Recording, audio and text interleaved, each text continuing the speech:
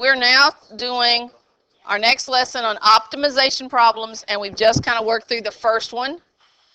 The point is, I'm trying to do problems where I maximize or minimize things. In this case, I want to find out how long it takes to maximize or get to the maximum height. So I took the first derivative, and that is how fast my height is changing over time. So when it gets to its highest point, my height is going to change to 0. So it's going to stop moving. So that's why I set it equal to 0. I solved for my time. And then part B was a companion question. Basically said find the maximum height, and we substituted our time back in there. All right. Example 2. Find the maximum area possible for a rectangle which is inscribed between the origin and the line of y equals. I'm going to draw a picture. Between the origin, okay, which means between right here, and the line that's the line y equals negative 2x plus 12. Do you know how to graph that? Just off your, how do we start? 2, 4, 6, 8, 10, 12. 12 is your y-intercept. Then I'm going to do what? Down 2 over 1, down 2 over 1, down 2 over 1. Okay, I'm going to actually come down like this. Someone needs to calculate for me what that x-intercept is.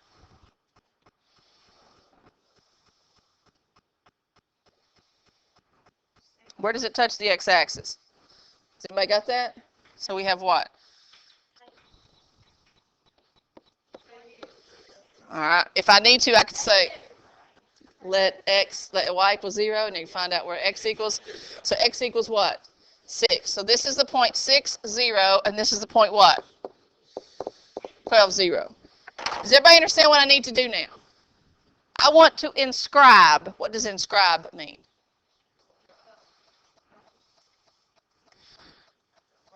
I want to inscribe means that I want to draw I want to find the maximum area possible for a rectangle which is inscribed between the origin and the line.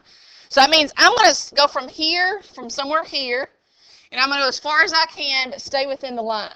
So I'm either going to imagine drawing a rectangle like that, okay? Or you could say, well, let's just draw one that's tall.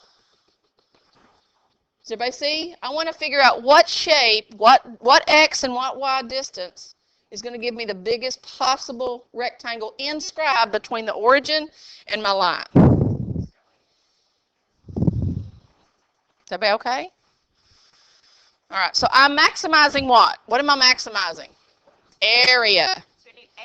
So I'm going to need an A equals. Whatever it is you're maximizing, that's the equation you got to have. Okay? Is everybody okay so far? Yeah.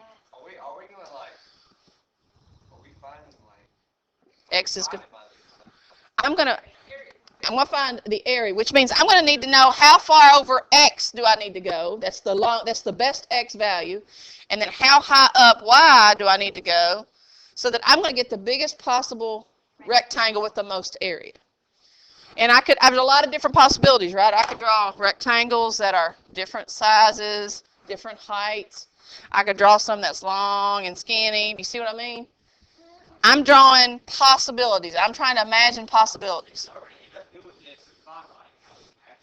I'm going to find out the best length and height that's going to give me the most area I can have and stay within this lines, between the origin and that line.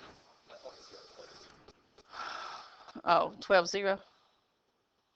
Oh, that's right. It should be 0, 12. Yeah, thank you for pointing that out now. Yeah, just let me go ahead through the whole lesson. Oh, by the way. So it should be over 0 and up 12. Sorry. Okay. Does everybody understand? So we're looking for some x distance, right? And some y distance that's going to be the best distance I can possibly have and calculate area. So I need an area equation. What's the area of a rectangle? Which would be length times width, which I'm going to modify. My length is going to be what? X distance, and my width is a y distance. Here's where I have to think about it. I do have to worry about having one variable. I do not want to do any implicit differentiation. I don't want any dy dt's. I don't want anything like that. Does everybody understand? If I touch, however high I come on my y, I'm going to touch somewhere on that line, aren't I? Can I use my equation as my representative for y?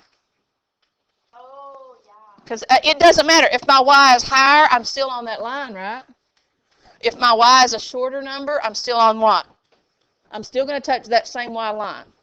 Does everybody make sense? Now, I'm not going to touch any line down here, so you're going to have to be some distance x. So I have to have an x in there.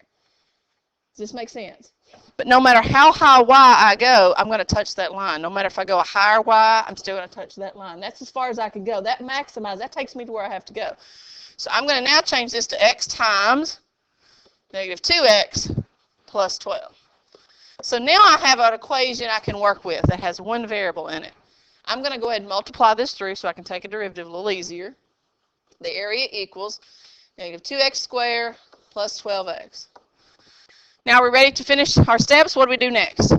To maximize area, you need an area equation. Do I have that? Yes. Has one variable? Yes. Now I'm ready to do what? Take the first derivative and set it equal to 0. Okay. It's a derivative.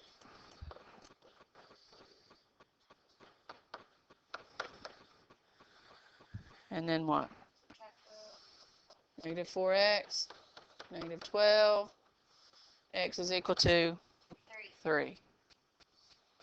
So if I know now that I should go over 3, so if x equals 3, it says find the maximum area. I have not yet answered my question.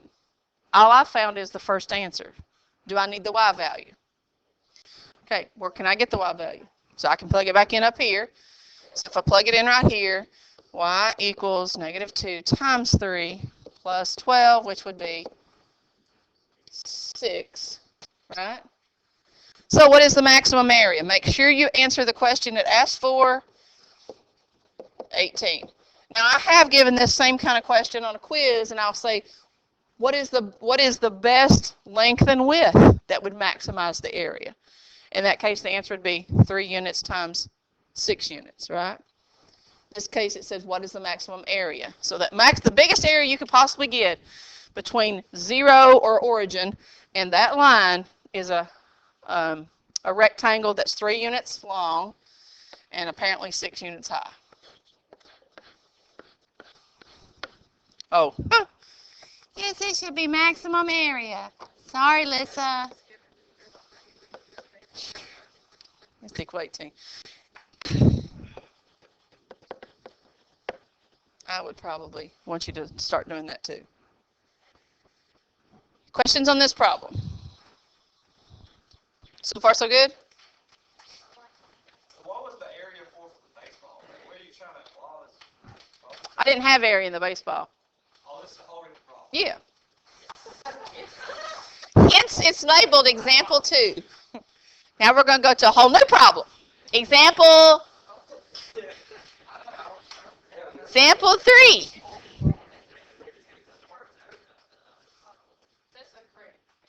All right. I do have a visual for this one. Let me see if I can find my visual. Did I lose it or whatever? But anyway. Okay. An open top crate. I love how it's open top, which means that I can... I did have a box right here. I do. But I need to start with a solid piece, and I lost my corners. All right.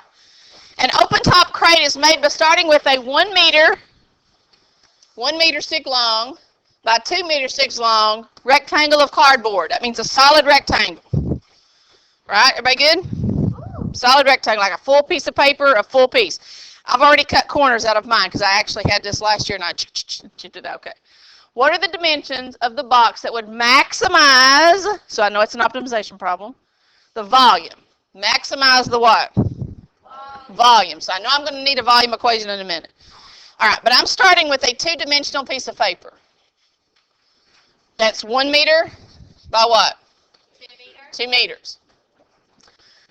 I want to maximize it. So in order for me to make it into an open top box, I do need to cut out what? Corners. Have you done problems like this before?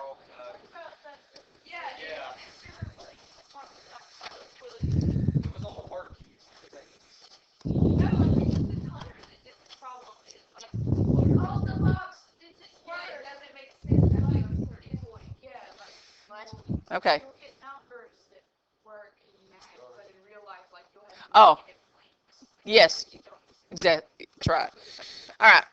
But to finish our example, I want to end up with an open top box, and I'm just going to dump peanuts in here, right? So I want to know how much do I cut out, basically, to give me the best dimensions? Do I want to cut out just a little bit and have a wide box? Or if I cut it out deeper, I would have what? A taller, slimmer box. Does everybody see what I'm saying?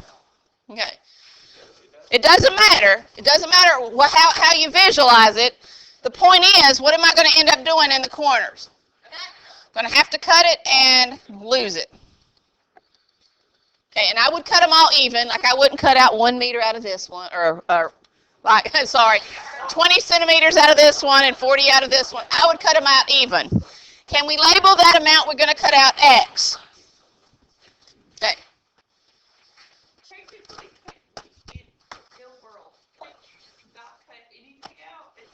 Tape it together?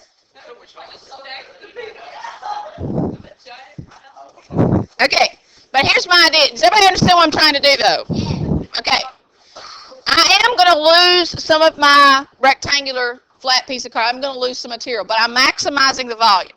So, like, I cut out a relatively short piece, and my box is short, but it's wide. Okay? If I cut out a bigger piece, I would have one that would be taller, but not quite as big. Okay, it's easier to reach here. It's my preference, right? Okay, I can make it anything I want to. Okay, I need a what? If I'm going to maximize volume, I need a what? A volume formula. So volume of a rectangular box would be length times width times height. I need to represent all of these with one variable. Probably going to have x in it. Now, whatever length your x is, right, no matter how much you cut out or how little you cut out, when you fold it up, would you agree with me that your height is going to be in whatever that x length is? Does that make sense? So like if I cut out 10 centimeters and then I fold it up, it's going to be 10 centimeters high. Does that make sense? Okay. If I cut out 20 and I folded it up, it would be 20 centimeters high. So whatever height is, it's just going to be x.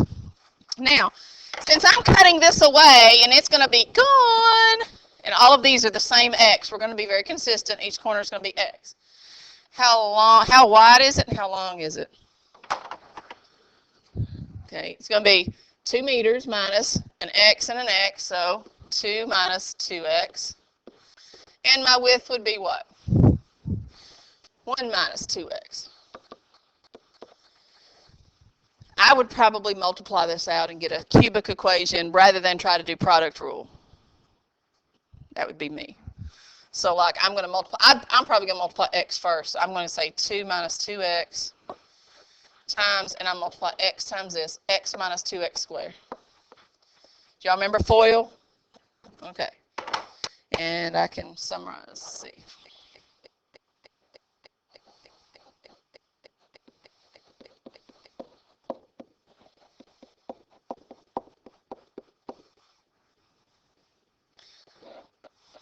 I'm going to write this in descending order. You get 4x cubed minus 6x squared plus 2x. Did y'all get that as your volume? Okay. We're just trying to figure out the easiest way now to get an equation we can take the derivative of. So I don't want to do product rule if I don't have to, so I'm going to multiply everything out. Are we ready? Now what? Take the derivative. Once you have your equation, take the derivative. So the derivative is going to be 12x squared minus 12x plus 2. Ooh. Now I have to what? Set that equal to 0. I'm going to factor out a 2. Can I factor out a 2? So I'm going to have 6x squared minus 6x plus 1. Does it factor? It'd be nice if it did.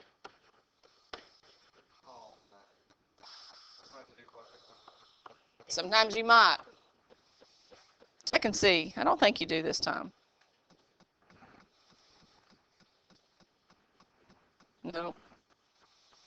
I can't get 6 in the middle. You get a 5 or a 7. Oh, guess what?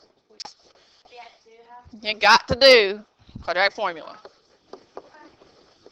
It does not factor easily. Does any of you fans of completing a square? I kind of forgot to have. I mean, if that's something that you're like, oh, I just love that, and I really like to do that, I don't care how you solve the quadratic, I'm going to use the formula, and I'm going to use A is going to be 6, B is -6, and C is a 1. X equals opposite of B, so it's plus the 6, plus or minus square root, B squared minus 4AC, B squared minus 4AC, all over 2A. Calculators, grab them. Wow.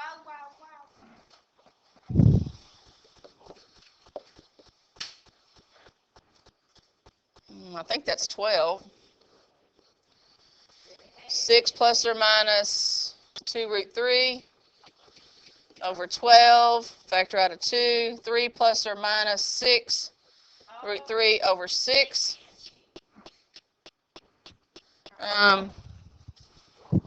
Or, does anybody have, sorry,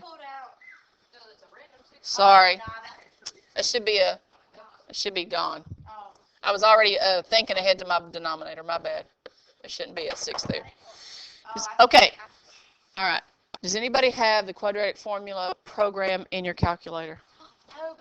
I don't have it, I don't think, but I will get it, because whatever's on your calculator when you walk in the door stays on your calculator when you take the test. So there's some kids have it already. It's a program. It's quadratic formula. And all you do is plug in A, B, and C, and it spits out your 2 answers. So if this was on a calculator part, they would allow you to do that. No problems whatsoever. And we're going to do anything we can that would make our life easier. So there is a program, and I'll make sure I download it. And I have programs I'm going to give you. If you don't have an 84 at least, you have to have one. You don't need an 83. Is anybody using an old 83? You need to get another one of these, or else use a school one. Because when we go into the second semester, there's going to be a lot of stuff you're going to do on programs with the calculator. And the calculator way is the easy way to do it. Okay.